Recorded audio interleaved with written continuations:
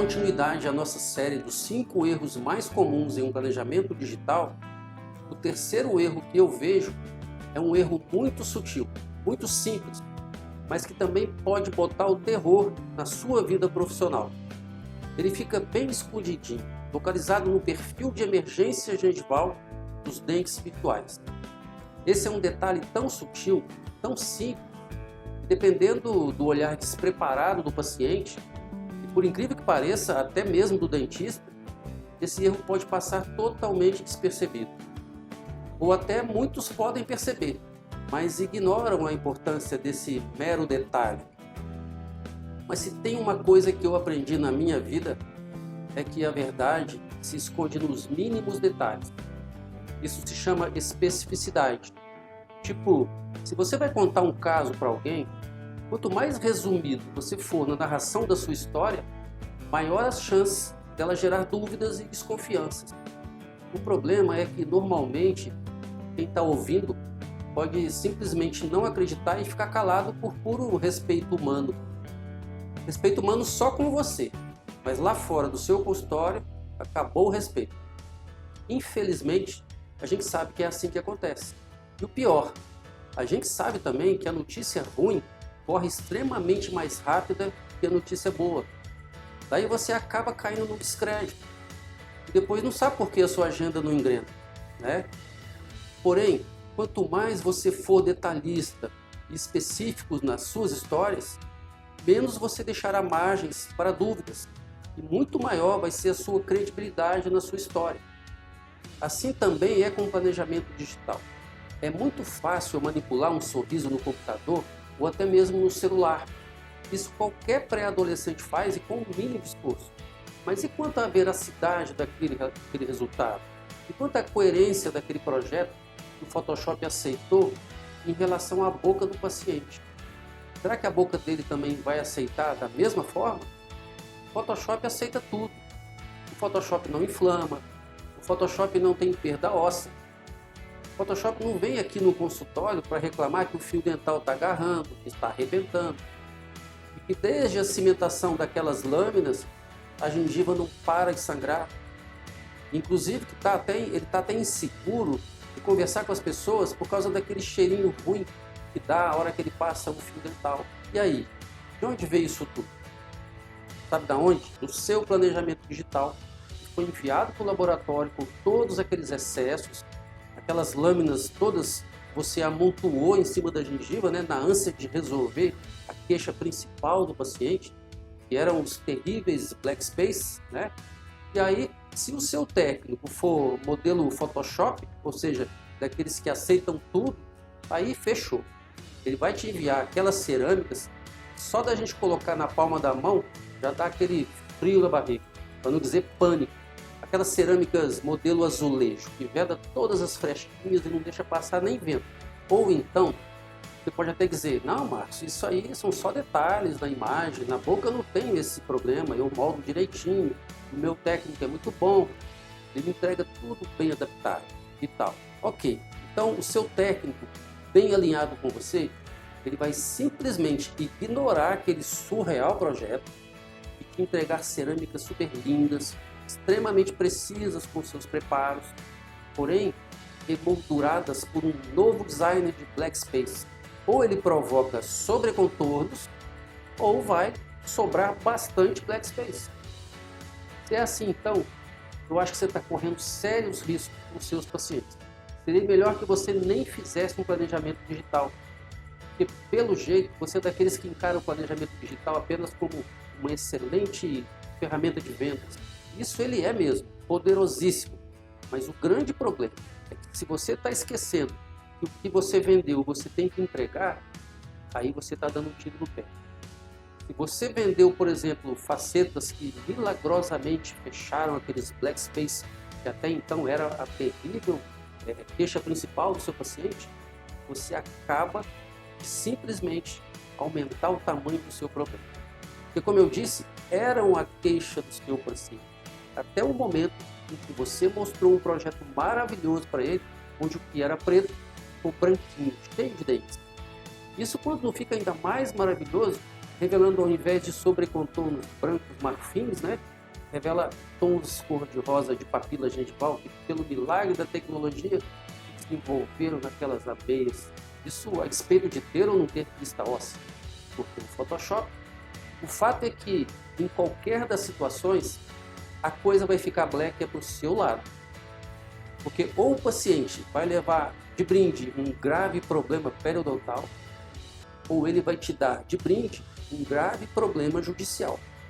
Pelo fato de você ter vendido para ele a solução dos seus problemas, mas entregue os seus problemas de volta. O Photoshop, gente, é a 8ª maravilha do mundo. Isso não resta a menor dúvida. Ele é o dentista dos sonhos, dos nossos sonhos e dos sonhos dos nossos pacientes. Mas se a ética não for maior que a competência, esse sonho certamente vai se tornar um enorme pesadelo. Então, esse terceiro erro é tão pequeno quanto esse vídeo, porém, dependendo da audiência que ele der entre os seus pacientes, pode vir a se transformar numa das maiores séries de terror da história da sua carreira profissional, onde você vai se tornar o zumbi principal dessa história. E a tendência é que você perca muitas noites de sono por causa disso. Então, gente, o que eu tenho para fazer para não cair nessa cilada? A primeira coisa é não cometer aquele primeiro erro do protocolo fotográfico. Ele é fundamental para que as peças se encaixem com bastante precisão.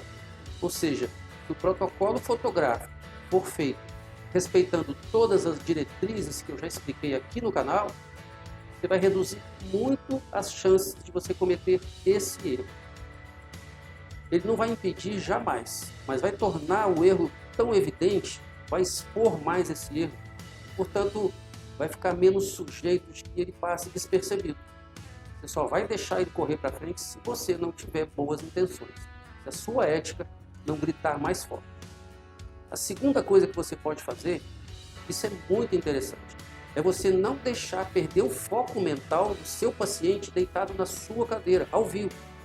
Isso é um mindset muito interessante, muito importante e muito eficaz. Eu trabalho muito dessa forma. Aliás, eu só trabalho assim. Eu acostumei a olhar para o virtual sem jamais perder a referência do real. Qualquer decisão que eu tome no virtual que seja surreal na boca, imediatamente soa um alarme na minha cabeça. Essa é a ideia básica por trás de um planejamento digital eficiente e replicável, realista. Uma ideia que precisa se tornar lei na cabeça de quem pretende dominar o digital. Porque como o foco visual vai mudar para uma fotografia inserida na tela do seu computador, a tendência é que você comece a perder as referências biológicas e passe a se acostumar com as referências virtuais, achando que tudo aquilo que antes não podia, agora pode. Isso normalmente, gente, é inconsciente. Quando você vê, já foi.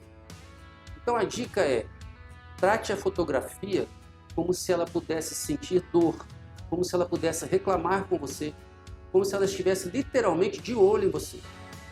Assim você vai conseguir uma forma de não perder a conexão real com o seu paciente. Porque como eu já falei aqui, no Photoshop, tudo pode. Mas isso não é tão óbvio quanto parece não. Falando assim, parece até que eu estou supervalorizando esse detalhe, mas não é. Sabe por quê? Nos meus cursos, eu costumo brincar que esse negócio de planejamento digital é uma cachaça da boa. Depois que você toma aquele primeiro gole, não tem volta. E assim é como na bebida. Se você não tomar consciência da ferramenta poderosa que você tem nas mãos, você literalmente vai se tornar um inconveniente para a sociedade, para não dizer um perigo. Essa cachaça virtual, ela tem potencial para fazer muito mais estragos que a real. E é verdade. Porque você começa a criar asas e simplesmente você vai sem limites, sem medir as consequências. E aí você começa a se tornar infalível, que a gente descobre uma ferramenta que vai resolver de uma vez por todas os dois maiores problemas que impedem a gente de ser o fenômeno da odontologia. É alcançar todas as expectativas do paciente e superar as nossas limitações técnicas. Com isso, a gente acaba entrando literalmente no mundo das mágicas virtuais.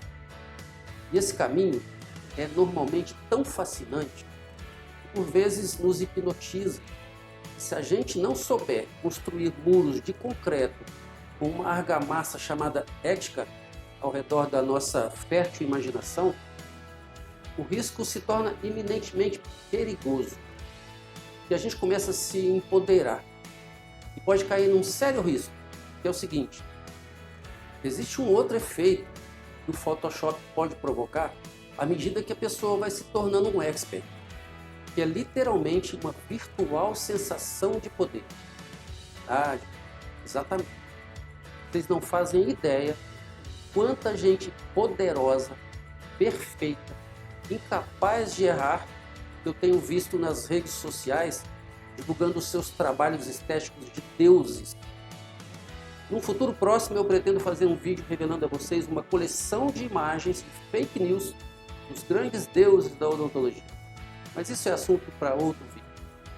Então, gente, se você gostou desse vídeo, eu peço a você que curta e compartilhe com aqueles seus amigos que você conhece e que precisa desse conteúdo.